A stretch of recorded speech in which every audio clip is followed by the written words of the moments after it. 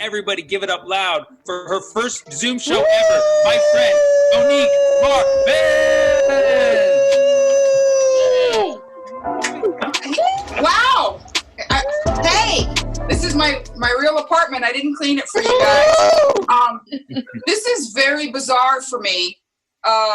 Number one, this mic's not connected to anything. I just unplugged it from my podcast rig because I felt like I one time did a 50th birthday party and they forgot that they were going to need a rig for me to perform.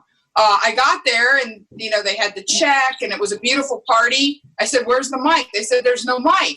So I grabbed a beer bottle. I just started, I had to hold it and do the comedy into the beer bottle. And the 50-year-old guy was so smashed, he came in to tell me a secret, and he put his hand over the bottle. Like when he leaned in, smack about the other guests. First of all, I love Zoom shows for a multitude of reasons. Let me start by saying Sammy is hilarious today. And he's always funny, but I'm distracted by salmon. Hermosa has very good food, and when I start eating, I shut everything out. So this is the first time I've actually seen your set, Sammy, and you're very funny. Now I know in the future not to order salmon until if we ever get back into clubs, eventually. I'm prepared to perform in parking lots and open lots with chairs 6 feet apart. So that could be maybe our next incarnation. First of all, my hair is extremely long and dry on the ends. I would like to know who decided what was essential. As a minority woman, hair is a very essential part of our lives. Hello. I don't like the fact that, and I'm just talking on my head because there's kids. You know what I mean? I'm just talking about up here. I'm not talking about carpet drape matching situation. I'm just saying, because I'm not accustomed. It's been a long time since I was a broke road comic, and I actually had to handle my own roots and all of that business. And the joke about the Korean woman, with the turtle becoming a Korean man, actually struck me because now when I wake up in the morning, I look like a Korean man in drag. And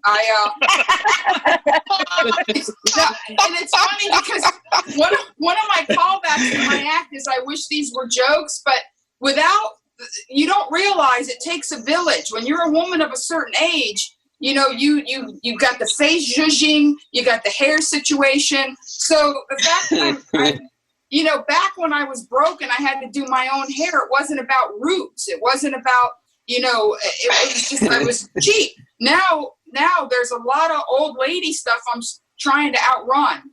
and I can't go far. I'm just in my apartment and I wake up and I'm like, no, you're still a woman of a certain age. First of all, mad love to the last Andy, living alone as a male with curtains. He had curtains in the background. It was like, wow, that would make a chick be like put out now. She'd be like, wow, I saw his Zoom comedy. He had curtains and it was pretty clean. Although the first guy had toilet paper, even though he was long, there's some people that toilet paper is going to get you the action. The situation's loosening up, but it could be dire in the valley. And they're like, yeah. I feel like I didn't want to just not acknowledge reality. This is what's going on. I'm holding a fake mic. I have filthy hair.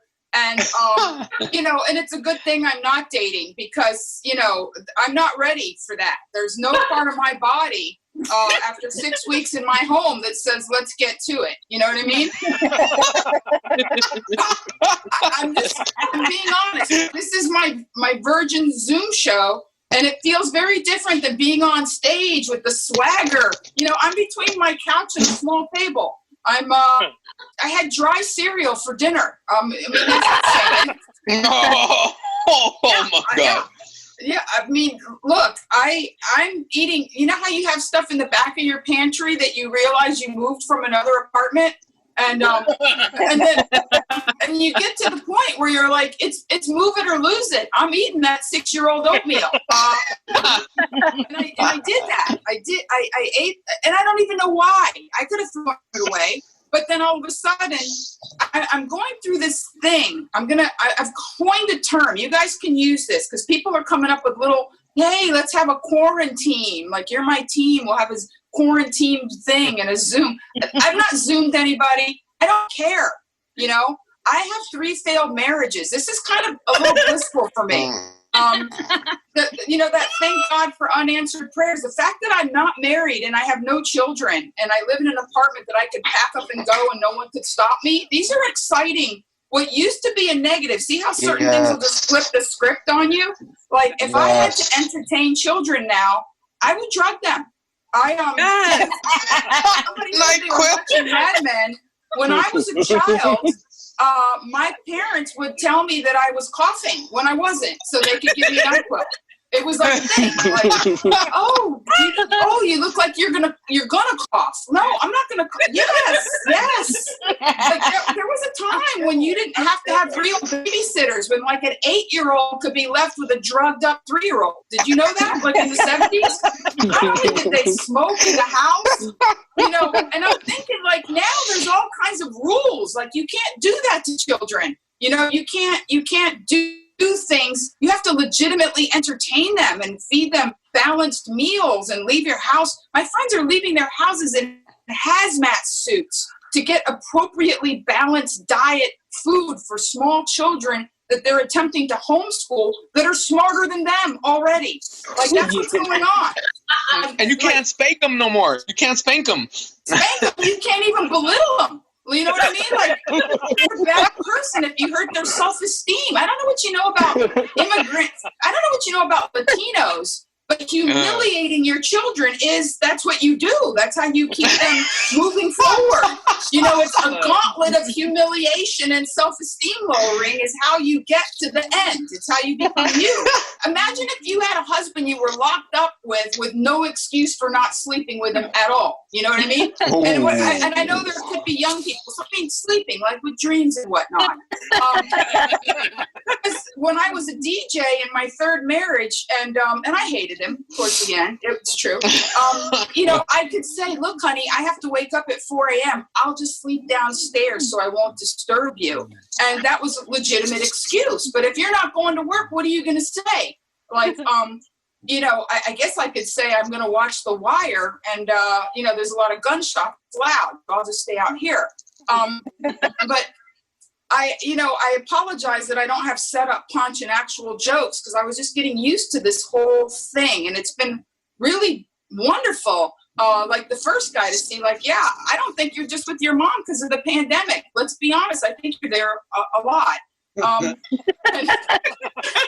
It was a joke. You could go out and get a pack of cigarettes. I'm going. Right. I'm leaving and for a it's pack of who you're getting to know. It's who you're getting. Like, I feel like I know you guys better. Like Squirrel Girl, I never met you before. But I feel like now we've bonded with Greasy Bangs, you and me. Like, remember the pandemic when we both had filthy hair?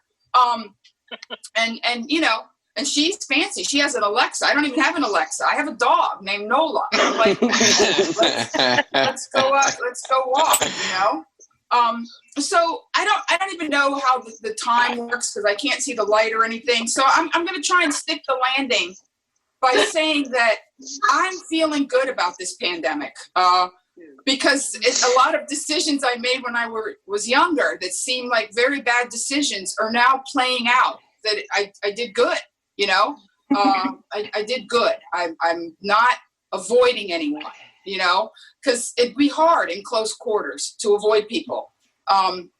In fact, I was kind of semi-seeing someone before the pandemic and the other guy said he was forced into exclusivity.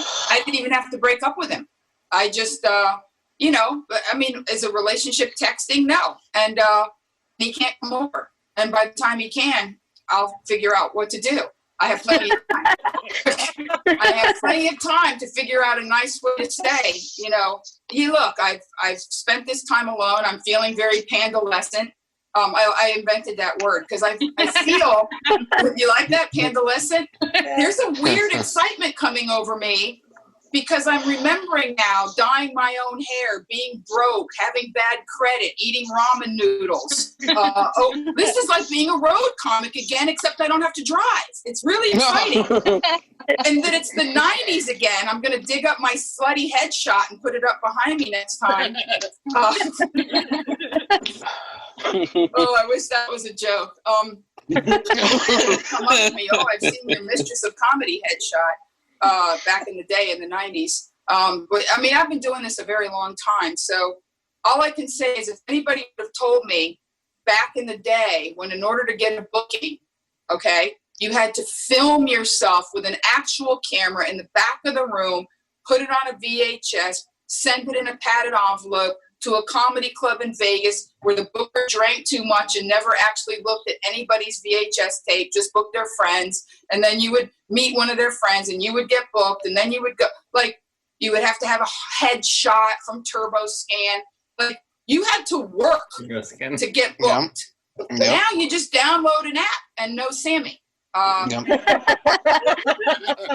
That's all you got to do to work now is be a friend of Sammy Obeid, and I am. And thank you. Good night, guys. Yeah, Monique Marvez. Thank you. That's amazing.